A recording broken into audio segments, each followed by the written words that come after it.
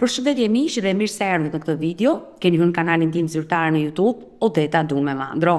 Për të qenë pjesë e live-eve të mia, mund të abonoheni duke klikuar poshtë tek fotoja ime. Ditët e sotme në live-in tim unë do hap ditaren për një çift, për Ricardo dhe nusen e tij Eriolën, pasi përpara vetëm disa ditëve, nëna e Eriolës apo vjera e Ricardos, zonja Drita, denoncoi dhëndrin, duke akuzuar se ai i mbante peng vajzën dhe nuk e lejonte që ajo të shkonte te shtëpia e prindërve të saj. Sot Ricardo me bashkëshorten kanë kërkuar që të hyjnë këtu në live me Odetën, të reagojnë dhe padyshim unë do të dëgjoj versionin e tyre, por për t'i dhënë një mesazh edhe zonjës Drita. Por çfarë ka ndodhur përpara disa ditëve, për gjithë ata që nuk e kanë ndjekur momentin kur zonja Drita ishte live në Odetën, unë dua t'i jap një klip të shkurtër dhe rikthehemi. Unë njoh nëpërmjet telefonave që dalshin fare këto telefonat. Edhe më thot mami, po flasësh me një djathtë nga Durrësi, e ka emrin Ricardo, ti kishe pasur te puna, e kish marr vajzën. Mos më rrithash të rrugave. Ai tash po kishte në plan të pinte kafe tash. Metën telefon e poshtë që zojnë, unë erdha, dalim për kafe, për mua Eriola ima sklave në shtëpi. Kur unë flas me Eriolën, një shikon këte, edhe skuqet të fytyrë. Vetëm pranga që se kanë vend. Ai nuk e le vajzën time të dalë me mangë japone. Me mangë japone nuk e le të dalë.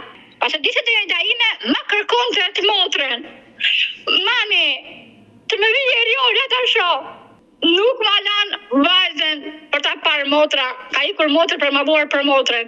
Drejta ime e kërkon të motrën e vetë në krevat të vdekjes. Dhe nuk e sollet. Eriola ime nuk e di akoma ku ka barrin motra vetë. 7 muaj.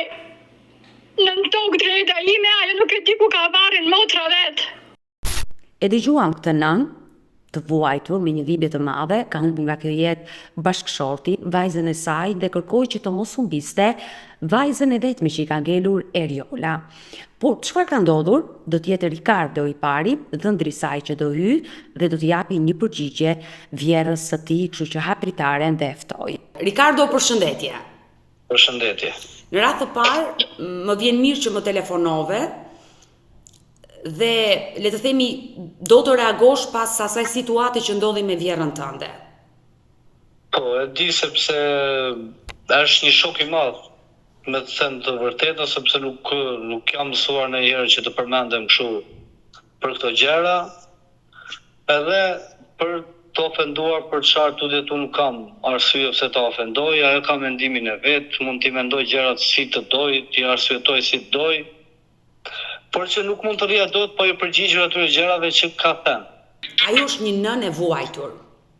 Po, e di. E di shumë mirë që është e vuajtur, e mirë kuptoj, sepse i ka ndodhur dy fatkeqësi për 2 vite rresht. I ka ikur edhe burri, pastaj edhe goca. Janë gjëra që unë i mirë kuptoj, jemi njerëz në fundit.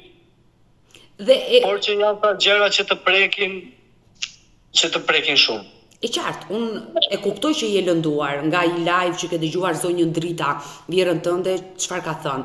Por e vetmja që i ka ngelur është një vajzë që është nusja jote. Po, e di. Çfarë ka ndodhur? Domethënë, pse ajo nuk vete të takojë nënën? Për shembull, unë dua të tregoj vetëm situata që unë kam qenë pjesë e familjes tyre, dhëndri këtyre që nga momenti i parë që jam takuar, do të dëgjoj me vëmendje.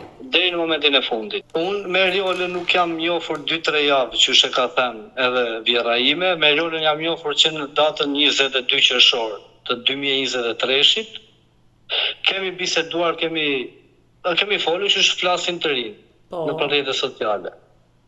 Në datën ka qenë pikë të mërkur, 26 tetor, diçka e tilla, 25 tetor, që e kishim lënë për të vajtur, për të folur, për të takuar nga afër, si me vjerrën, si me të ndjerën kunatën, edhe me Eriolën. Unë isa të shtunën për t'ikun Korç, rrugës, bisedoj me me nusën, e i them, në qoftë se është mundësia, i them, folje me pronaren e punës, në qoftë se është mundësia, të takohemi të dy, të bisedojmë mirë, të dy për gjërat tona, më pas, jo të takohemi në për lokale, por shkojmë të shtëpia që është për të shkuar. Sepse unë nuk kam ardhur, i thash, as për të bërë budalliqe, as ku ta di unë. Por që dua t'i bëj gjëra serioze. Po. Bisedoj me pronaren, më tha po, pronarja ma dha leje, shkova te puna, e mora, jemi ulur poshtë në Korç, në lokal. Aty kemi folur, kemi biseduar rreth gati 1 orë, edhe a një moment shkojnë në tualet. Qohem nga tavolina, shkojnë në tualet. Kur kthehem për nga tualeti, shikoj nusën po çante. Edhe mendova se mos kisha folur diçka gabim ose kisha vepruar diçka që nuk duhesh vepruar. Edhe më thot nuse që këtu te lokali, thot, kishte qenë mami me gjithë motrën, thot, edhe më tha që mos më hajde në shtëpi. Kur të vish në shtëpi, e zez aty çfarë do heqësh. Pra momenti që ti ke qenë në tualet, drita... Ata kanë qenë aty në lokal. Ata neve na shihnin, neve nuk i shikonim. Po. Në lokal.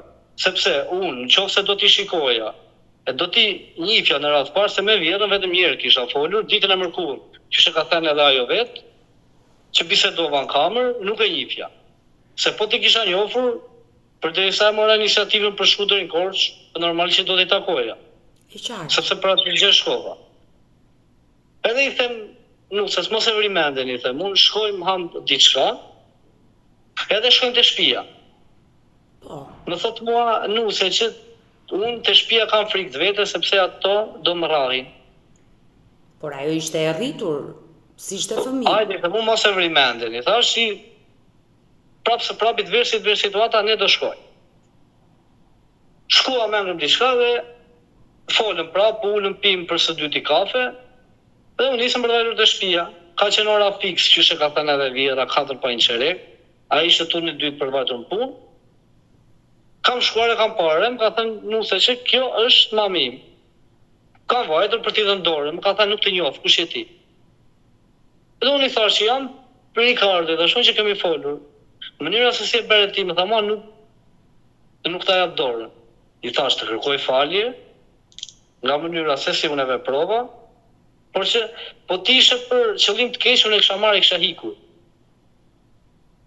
Nusen i thash, Eriolën. Por unë erdha të kërkoj falje, sepse fundit jenë nëndi, sepse kam edhe unë nën vetë. Në atë moment, nusja ishte mbrapa, edhe më shtyn mua vjera me dorë, edhe i vete nuses për ta kapur nga gryka. Edhe i dalun për para, i thash, në syrin tim ti nuk e godet dot, nusen. Edhe i thot pastaj që vetëm mos shkofsh në shtëpi, sepse do të rrahim. Këto ka qenë fjalët që unë s'kam arsye pse të manipuloj, pse të bëj, nuk jam i vogël.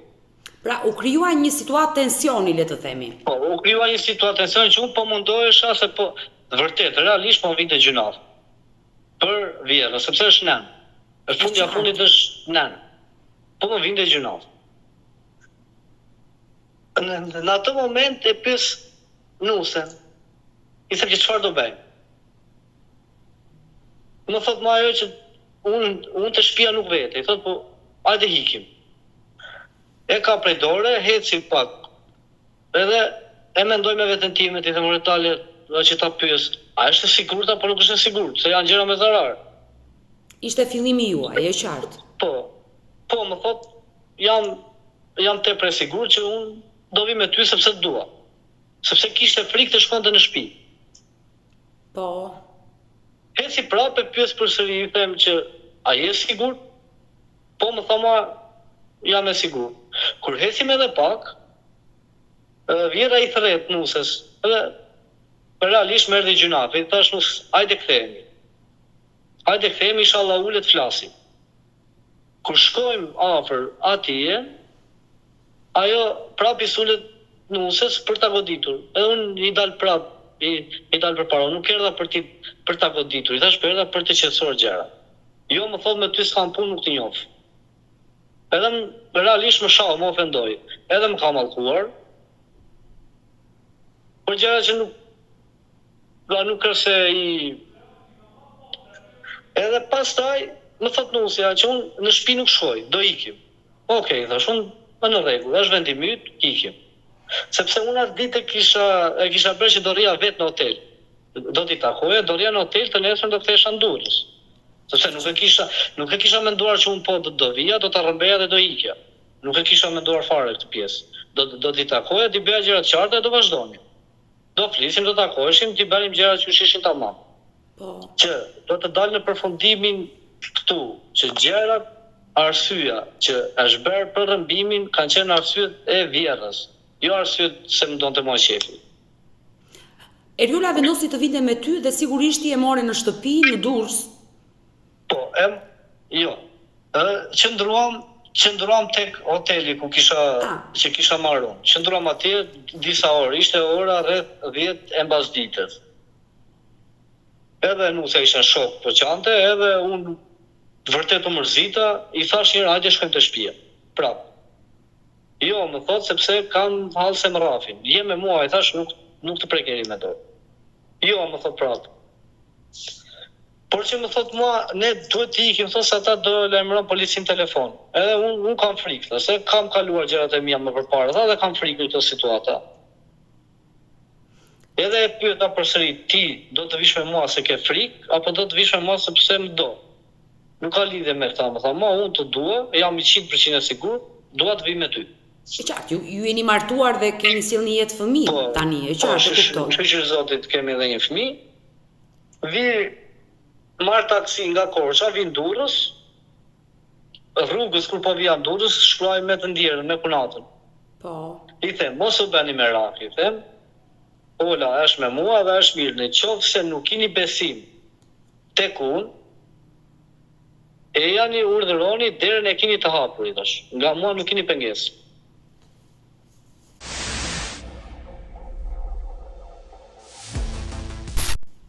Erëm në shtëpi pastaj, sepse nusja kishte frikë që të hapte internetin, se thoshte më shajnë, nuk dua thoshte që të më ofendojnë. Në praninë tënde, thoshte sepse më vjen zor. I thash është drejta jote, ose mbyll internetin ose hapja, nuk të pengoj, nuk kam arsye pse të pengoj. Mirë, e qartë, ajo ishte mbi 18 vjeç, ishte e rritur. Edhe pastaj këta me llafe 2-3 ditë, 4 ditë më dërgojnë pastaj thjesht shokët e punatit me kërcënime, me tutje, nuk është e vuar si fare, se nuk e kisha marrë për qëllime të këqija, që të kisha frikë se të trembesha. Kaloj një javë, 2 javë, i them nusës, unë kam dëshirë, i thash, të flas me vllajën tënd. Më tha mua jo, sepse ai do të shaj, do të ofendoj, nuk ka gjë, thash, unë i mbaj unë gjitha përsipër. Por që kam dëshirë të flas. Po, më tha mua, folëm, edhe i thash, në radhë parë i thash të kërkoj falje, sepse ti e vlla, thash, edhe është shumë e dhimbshme që vajten situatat ashtu, por që tani ndodhi, ndaç më merr për inat, ndaç më fol, ndaç mos më fol. Po të paktën i thash gjëra që mund të bësh ti, foli motrën sende. Mbaj afër motrën tënde. Pa probleme, tha, mua ju të trashëgoheni, pini të lumtur, unë e kam motrën, vajten situatat ashtu, të trashëgoheni, më thotë. Vete unë tha nuk e pengesë. Që për shkakun për të vajtur. Po. Këta tani kanë ardhur në fillim të dhjetorit, nuk e mbaj më datën se s'dua të gënjej. Ne kemi ardhur në 28 tetor e kam marrë nuse, ata kanë ardhur në fillim të dhjetorit. Kanë ardhur, kemi folur, kemi biseduar këtu në shtëpi. I kam kërkuar prap falje, më ka thënë nuk ta bëj Allah, qysh e ka thënë që e ka përmendur edhe aty.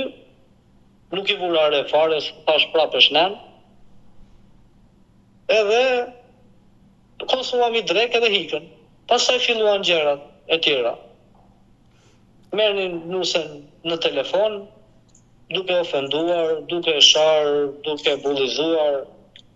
Gjëra që mua nuk më pëlqenin. Sepse nuk e kisha arritur ta pyesja Nusën që pse ata bëjnë kështu.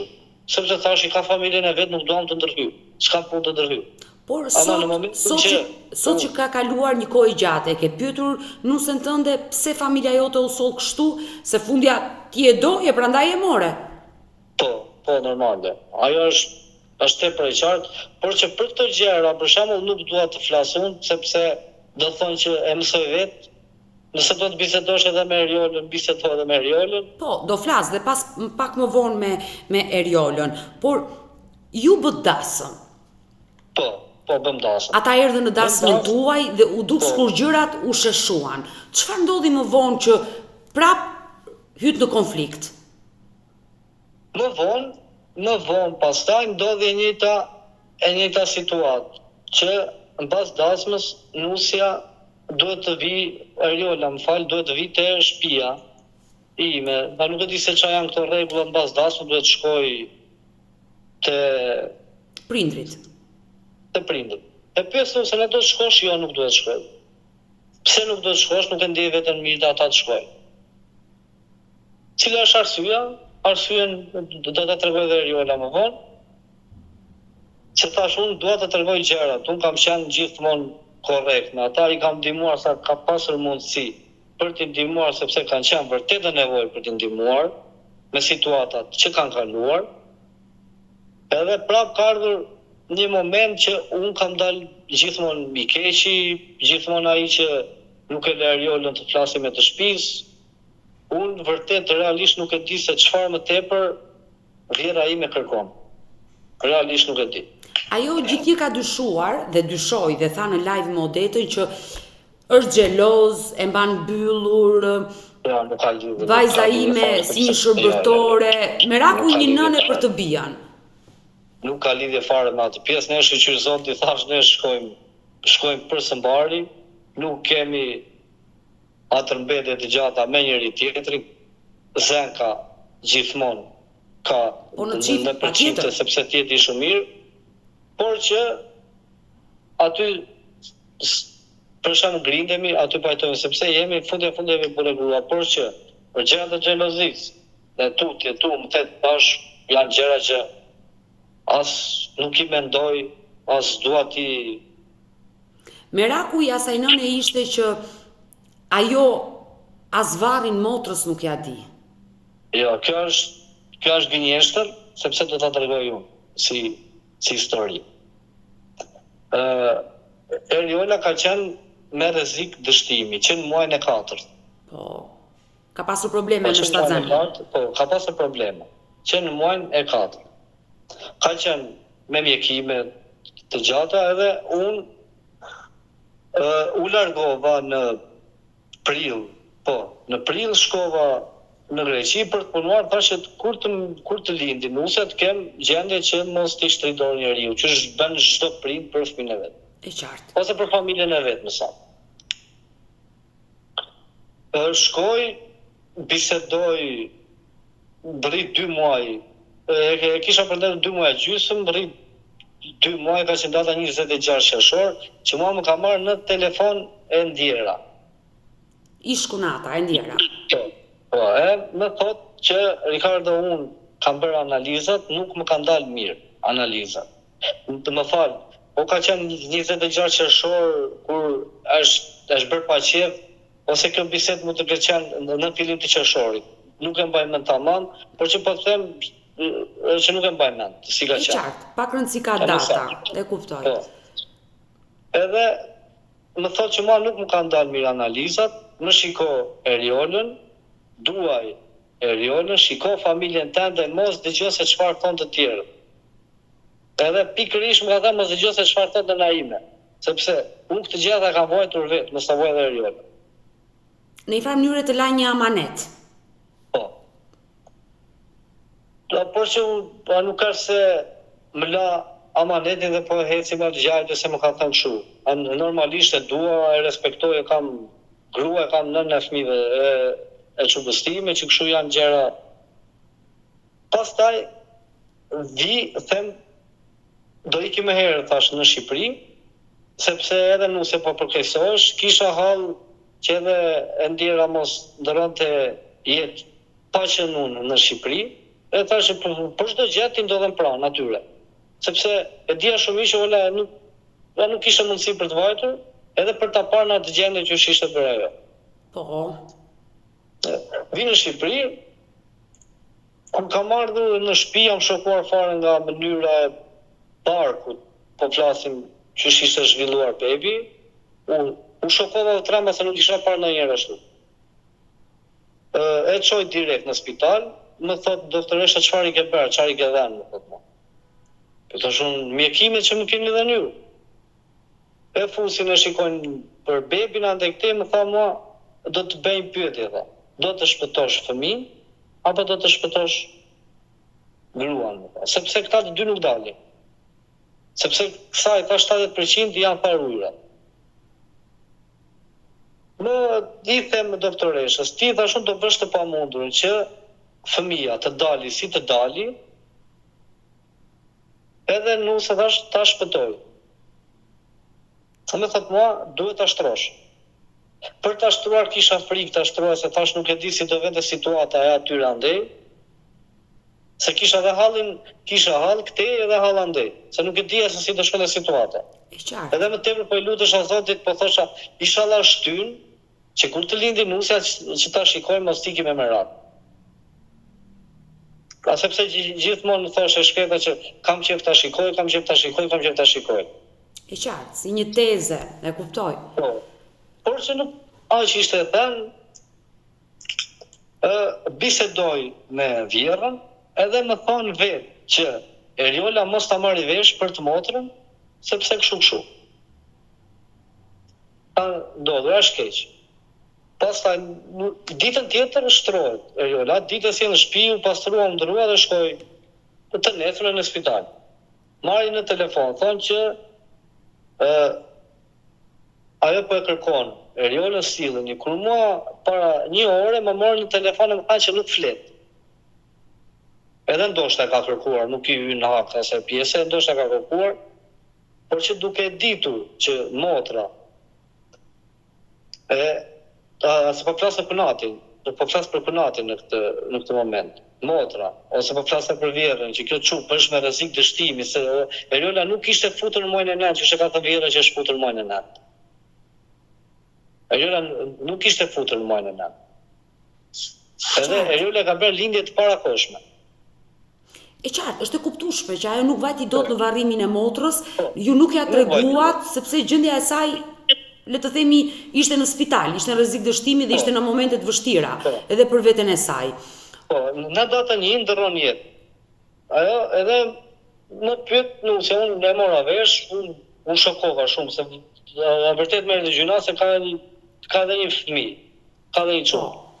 Se për shembull e mendoj si veten time se në atë moshë që është edhe çuni i kunatës, kam qenë edhe unë se edhe mua në atë moshë më ka ndrru jetë babi. E mendoja si për veten time. I them nusës më doni një punë do t'i me se s'bën Tiranë, nuk i tregoj që kishte ndrru jetë apo që do shkoja në Korçë. Po. Tash rrugës po mendoja si do më presin këta, mua kur shkojnë atje. Kam marrë, thash se do më flasin sy njerëzve, vërtet do ndihesha keq. Gjithçka shkoi mirë, në thojë shkoi mirë. Që nuk pate përplasje, e kuptoj. Jo, nuk pate përplasje, mbaroj gjeja, kthehem në Durrës. Eriola nuk e dinte, në datën 14 korrik lindi. I marr në telefon prap, i them që urime i them u bëre gjyshe për erën e 4. Ta më falë, për në 3. Po. Sepse Eriola lindi. U gëzua, po qante në telefon, i thash derën e keni hapur, urdhroni kur të doni. Bas vim pastaj në kur lind, jo, më falë, kanë ardhur edhe përpara se të liste, edhe mbasi lindi.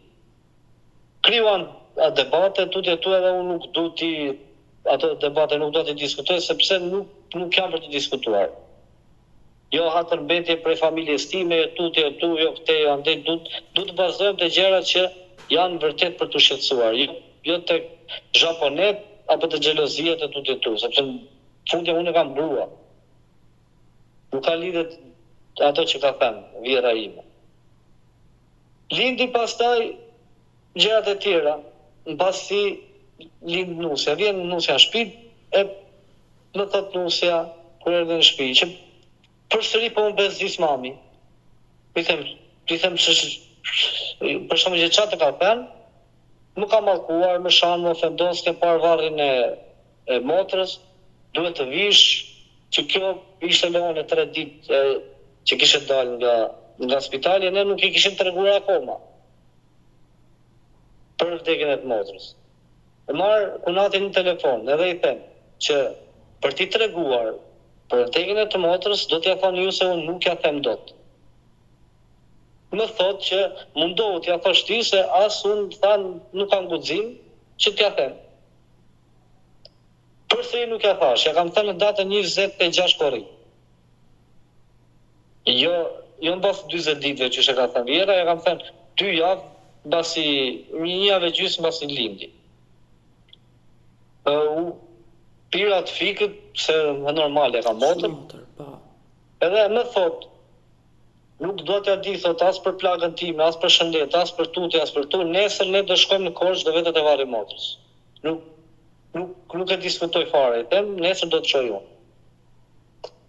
Zgjohemi herët në ora 4 e mëngjesit, në orën 8 kemi qenë në 8 mëngjesit kemi qenë në Korçë. I them nusës që përpara shkojmë mirë te shtëpia, i takojmë sepse gjuna, pastaj shkojmë te varrezat. Jo, më thot, nuk dua t'i takoj, nuk e ndjej t'i takoj, dua të shkoj te varri motrës. Mbaroj punë aty, kthehemi, më tha mua kam qef të shkoj edhe në Drilon, thamë po grades, sepse këtu vija shpesher me motrë. Do kthehemi edhe aty, dhe shumë e vim në shtëpi. Pastaj të njëjtat histori.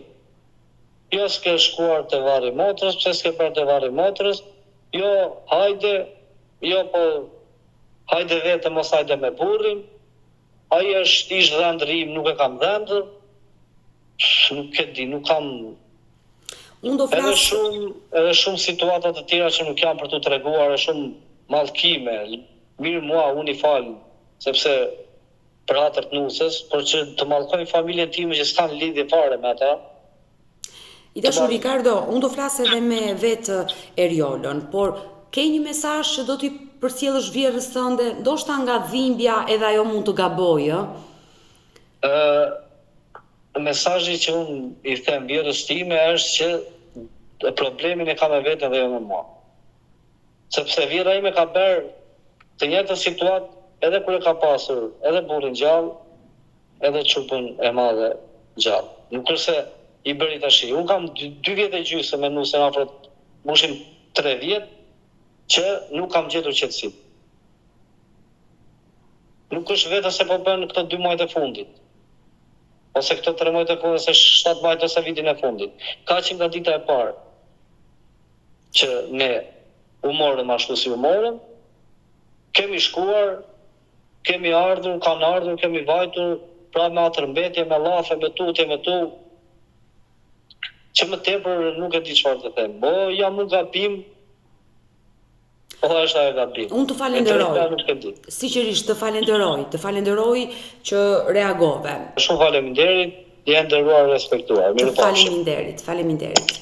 E dëgjuam Ricardo, i cili tregoi versionin e historisë, tregoi që e dashuronte nusën e tij Eriolën, por vjera ishte ajo që e shqetësonte në familjen e vet. Tashmë do të jetë Eriola vet që do t'i përgjigjet nënës së saj, kështu që e përshëndes dhe ftoj menjëherë Eriolën. Me problemin e mamit tim e kam që kur isha beqare. Por pse kjo marrëdhënie kaq e keqe me nebi? Nuk është silur asnjëherë siç duhet të sillet me vajzën, domethënë një nënt. Ajo gjithmonë më ka mallkuar dhe më ka ofenduar. Dhe më thënë nuk më ka ofruar asnjëherë ngrohtësi si nënt. Gjithmonë më ka larguar vetë. Se nuk është, domethënë kush është ai fëmijë që nuk do të vete nëna? E ka një arsye që nuk vete. Ajo, kur kam qenë unë beqare, si gjithë domethënë të tjerë që nuk kam pasur, kam qenë në shkollë, kam lënë shkollën, më kanë ndërtuar të shkoj në Belgjik të punoj. Kam shkuar Dado, edhe aty kam punuar dhe në fund të muajit kisha për të marrë lekët. Ajo u vonua pak me rrogën, domethënë. Domethënë ajo pronarja ime që mbaja fëmijët. Edhe mami tha, do mi nisësh lekët sot. Unë atë moment nuk mi dha lekët, domethënë do mi jepte nesër, se ajo nuk i kishte marrë akoma lekët e saj, që të mi jepte mua. E qartë. Okej, momentin që ti nuk mi dërgon lekët, unë do t'i them pronares dhe i kishte shkruajtur që Eriolën nxirre jashtë se është me të mbeta mendore dhe fëmijën do ta vras. Fëmijët që po i mbaja unë. Dhe nuk e dua të më vi Shqipëri, tha, shpire ku të duash. Tani Kush është ajo nën që e nxjerr vlatin, domethënë në mes të nuk e Shqipëria, s'kisha asnjëri, domethënë më iku fare mendja, si thon. Si isha e vetëdijshme. Por e pas mesazhin. Seriozisht është kjo ngjarje e vërtetë? Po, të betohem që seriozisht, nuk kam se të bimje. Kush është ai fëmijë, domethënë që nuk do të vete nëna vet. Ajo më ka shtyr vet që të largohem. Pra, marrëdhënia juaj ka dashur që të martohem me burrat që kanë pasur lek për ta ndihmuar. Unë nuk e ndjej që të martohem dhe nuk jam martuar. Dhe kam punuar edhe me atë gjithsa njoha Ricardon, se domethënë po njihsha me telefon, po nuk po bënte aq, po bëja më shumë që po njihsha me djalin. Dhe më pëlqevi, ishte djalë familjar dhe e zgjodha vet. Dhe i thash që do dalim njërë për kafe, që ta njoh njërë vetë. Ajo tha do dalim të dyja. Unë ashtu nuk e njoh dot një person, thash do flas njërë në kafe, se nuk është se do bëjnë një gjë. Pastaj thash unë do të marrim dhe ty, se të flasim domethënë përballë. Ajo nuk deshte të më martonte me këtë, deshte të martoshe me atë që deshte ajo. E kupton? Nuk e di se sa më kupton. Jo, të kuptoj qartë edhe unë nuk e kam lehtë që të flas, e kupton? Unë të kuptoj qartë edhe mirë, se edhe unë jam nën vetë, kam bërë edhe fëmijë, edhe nuk më vjen mirë, domethënë ta nxjesh fëmijën tim në Evropë edhe t'i them që ti do veç të më sjellësh lek mua dhe nëse ti nuk më dërgon lekët, do t'i them pronares të të nxjerr jashtë. Edhe të shkosh ku duash. E dashur Eriola, me sa po kuptoj unë kjo marrëdhënia juaj ka qenë e trazuar përpara se ti të martoheshe, nuk ndodhi kur ti u martove. Jo, unë kam qenë me debate, me nënën time, kam qenë para se të martosha. Sa kohë u bë që nuk flet fare me nënën?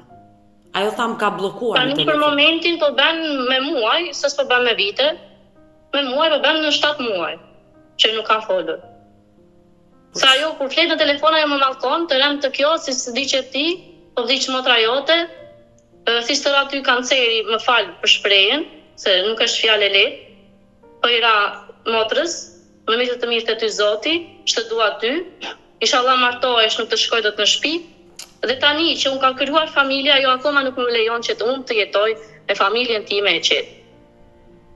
Më vjen keq, sinqerisht nëse situata është kështu, ndoshta ajo është një nënë që për shkak të problemeve, vuajtjeve, dhimbjeve, nuk e vendos arsye. E kuptoj se edhe unë e kam motër ajo që vdiq, edhe unë nuk ndjehem mirë. Është edhe ajo nënë, por se është ajo fjala vdiq, njëra mbaj afër tjetrën, mos e ofendo, mos e shaj. Se edhe prindri ka kufi. Nuk është çdo gjë është prindër edhe ulu. E ka një kufi edhe prindri ku llafos. Do të matet të llafos, jo ashtu të shaj minë e vet.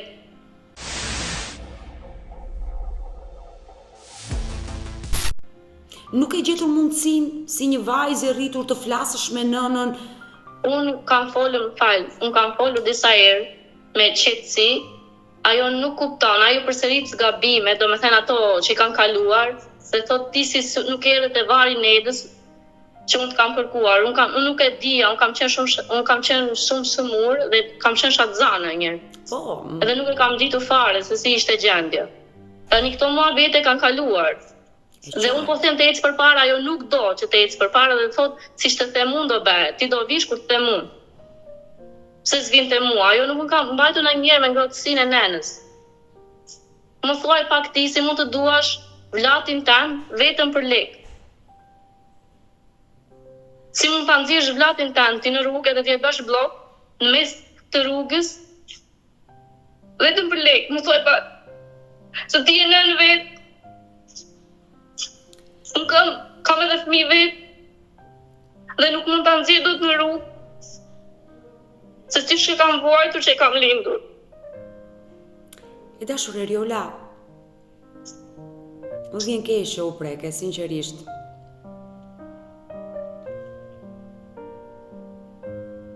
Edhe unë dua që ti ngrohtësinë e nëna, kur hap telefonin, më shan dhe më ofendon në të gjitha anët e mundshme. Unë nuk e kuptoj kush është ajo nën që të mallkoj fëmin ashtu, në atë farë feje. Edhe do që ta mbaj unë ngrohtë. Do me thënë, fëmi do ta mbash ti si nën ngrohtë që të afrohet fëmia. Unë kështu e di. E dashur Eriola, për çfarë ke menduar? E ke bllokuar dhe nuk do t'ja hapësh më telefonin? Jo, nuk dua të hap edhe nuk dua që të flas me atë. Unë dua të më lërë të qetë, që të jetoj edhe unë si gjithë të tjerët, familjarë që jetojnë. Të paktën nuk më do si fëmijë, të më lërë rahat. Është e rëndë në fakt të thuash që nëna s'më do. Uroj që ajo... Po mirë, më thuaj pak ti që e nën, më fal, të duash një fëmijë vetëm për lek. Dhe ta nxjerrësh në rrugë në shtetet e tjera. Ti e ke dëgjuar me A mund të vëmendje. kesh ngrohtësime për nënën tënde? Ti e ke dëgjuar me vëmendje live-in kur ajo ishte me mua. E kam dëgjuar dhe ka folur, dhe me thënë, ka folur dhe, dhe me thënë, duke ditur që ajo flet dhe mallkon, nuk e di se si mund të dalë në televizor, dhe me thënë si mund të dalë këtu live, kur e di që është vetë gabim. Se një fëmijë e ka një arsye që nuk vetet e nëna. Kush është ai fëmijë që nuk do ngrohtësitë e nëna? Ajo vetëm të mallkoj dhe të shaj. Unë uroj dhe Ka di për ne. Unë kam dëgjuar një ngrohtësi. Ajo sa që të hapun telefonin, ajo gjithmonë do më ofendoj. Do më mallkoj.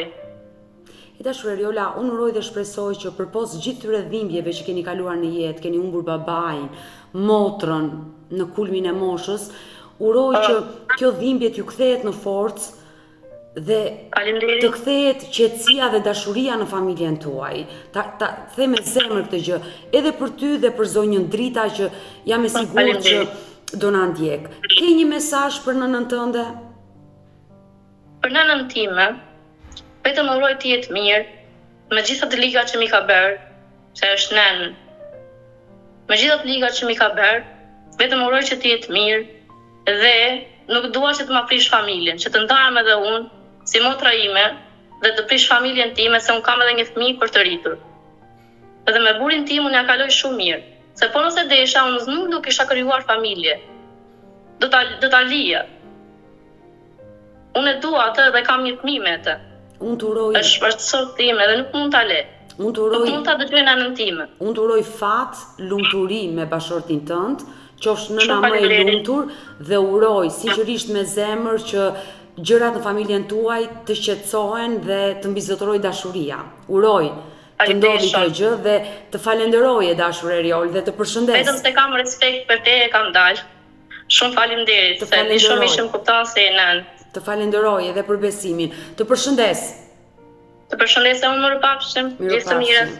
Mirë të dashur miq, kemi ardhur në fund edhe për këtë live. Unë ju falenderoj që ndurat me mua deri në fund të kësaj video. Nëse dhe ju keni një histori për të denoncuar, kërkoni që të jeni pjesë këtu në live më odetën, mos hezitoni të më shkruani në numrin tim të telefonit 069 9955 698 që ndodhet poshtë ekranit tuaj. Por ju mund të më dërgoni mesazhe edhe në rrjetet e mia sociale, në Instagram dhe në Facebook me emrin Odeta Dume Mandro dhe këto janë faqet e mia zyrtare. Ndërsa këtu lart tek fotoja ime mund të klikoni dhe të abonoheni, të bëheni pjesë e kanalit tim zyrtar në YouTube, ku çdo paradite tashmë ju që jeni besnik të live-ve të mia, e dini që ora 10 jam me një histori të dhimbshme shqiptare. Kështu që faleminderit që më ndiqni, më mbështesni, takohemi nesër. Mirupafshim.